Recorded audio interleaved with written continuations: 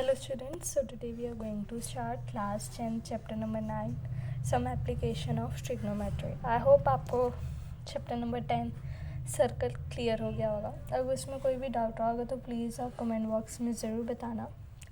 आज मैं आपको चैप्टर नंबर 9 की इंट्रोडक्शन दूंगी. हमने पहले भी चैप्टर नंबर 8 किया है ट्रिग्नोमेट्री. हम जानते हैं ट्रिग्नोमेट्री किसके ऊपर बेस है और उसकी आइडेंटिटीज़ भी हमने की थी ट्रिग्नोमेट्री की. ट्रिग्नोमेट्री आपकी basically right hand sine triangle के ऊपर ही रिवॉल्व करती है. एक उसमें आपके होता है साइन होता है, कॉस होता है, टैन होता है, कोसीक होता है, कोसिकेंट होता है, देन आपका कॉट होता है. उसके हम रेसिप्रोकल भी जानते हैं. पर जो हमने ट्रिग्नोमेट्री की थी वो यूज़ कहाँ पे होती है? जो आपकी बिल्डिंग्स टावर वगैरह में यूज़ होती है. जिन्होंने आगे आर्किटेक्टर बनना है वो ट्रिग्नोमेट्री बहुत अच्छे से करें. कंस्ट्रक्शन ऑफ हाउस हो गया, आपका बिल्डिंग हो गई, कोई टावर हो गया, कोई ब्रिज हो गया, उसमें ट्रिग्नोमेट्री यूज़ होती है.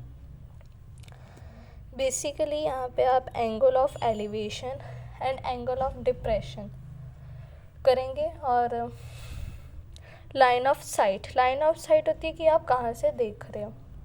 ये तो इंट्रोडक्शन में दिया गया है आपको. एंगल ऑफ एलिवेशन और एंगल ऑफ डिप्रेशन क्या होता है पहले हम ये बात कर लेते हैं. कई कहते हैं एंगल ऑफ एलिवेशन वो होता है जो हम ऊपर देखते हैं. मीन्स अगर आप नीचे खड़े हैं बिल्डिंग, अगर आप ऊपर देख रहे हैं तो एंगल ऑफ एलिवेशन हुआ. और एंगल ऑफ डिप्रेशन हुआ अगर आप किसी बिल्डिंग के ऊपर नीचे देख रहे हो तो एंगल ऑफ डिप्रेशन ऑब्वियसली. पर उसे हम लोकेट कैसे करेंगे? मेरे हिसाब से एंगल ऑफ एलिवेशन जो होता है वो आपका हमेशा ग्राउंड पे बनता है. जो भी आप सम देखोगे हमेशा मोस्ट ऑफ द केसेस जो आपका एंगल ऑफ एलिवेशन होता है वो आपको बेस पे मिलेगा, मतलब ग्राउंड पे मिलेगा. जो एंगल ऑफ डिप्रेशन होगा वो आपको टॉप पे मिलेगा. आप ऐसे भी याद कर सकते हैं क्योंकि ऐसे मुझे याद रहता है. बाकी अगर आप ऐसे देखना चाहते हैं तो कोई भी वो नहीं. अगर आप एक बिल्डिंग को ऊपर, अगर आप नीचे खड़े हैं बिल्डिंग को ऊपर देख रहे हैं तो एंगल ऑफ एलिवेशन है. अगर आप बिल्डिंग से आप नीचे देख रहे हैं तो एंगल ऑफ डिप्रेशन है. और एक और बात बता दूं, जो आपका एंगल ऑफ एलिवेशन होगा वो हमेशा ग्राउंड पे बनेगा. जो एंगल ऑफ डिप्रेशन होगा हमेशा ऊपर बनेगा. ओके, जैसे कि आप देख सकते हैं ये 45 एंड 30 क्या है आपका एंगल ऑफ डिप्रेशन. ये क्या है? Angle of elevation. I hope आपको क्लियर हुआ होगा. यहाँ पे आप कहेंगे ये भी angle of elevation naught angle of depression. Okay, बाकी एक ही एक्सरसाइज है. इसकी एग्जांपल आपकी एग्जांपल नंबर 6 बहुत इंपॉर्टेंट है एंड एग्जांपल नंबर 5. ऐसा सा क्वेश्चन आपको सैम्पल पेपर में भी दिख जाएगा 5 मार्कर में, और ये आ भी चुका है बहुत बारी. एक्सरसाइज 9.1. पहले सम की इंट्रोडक्शन दे देती हूँ. क्या है? अ circus artist is climbing 20 meter long rope which is tightly attached and from the top of vertical pole to the ground. एक कोई आपकी सर्कल आर्टिस्ट है जिससे 20 meter long rope यूज़ की है which is tightly stretched, बहुत अच्छे से खींची हुई है, and tied to the top of vertical pole, और बांधी कहाँ पे हुई है? वर्टिकल पोल पे.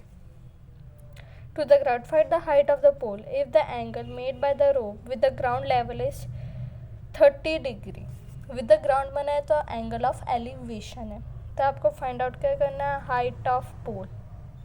तो आपको हाइपोटेन्यूज दिया हुआ है, हाइट ऑफ आपको वो फाइंड आउट करनी है. वो फिगर भी दी हुई है हाइट ऑफ पोल. तो कैसे करोगे आप? P/H करके साइन 30 की वैल्यू क्या आती है?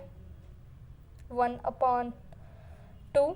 ओके, आई होप आपको क्लियर हुआ होगा. जो आपको इसमें आपको आइडेंटिटीज़ याद नहीं करनी है, इसमें आपको एक टेबल याद करना है.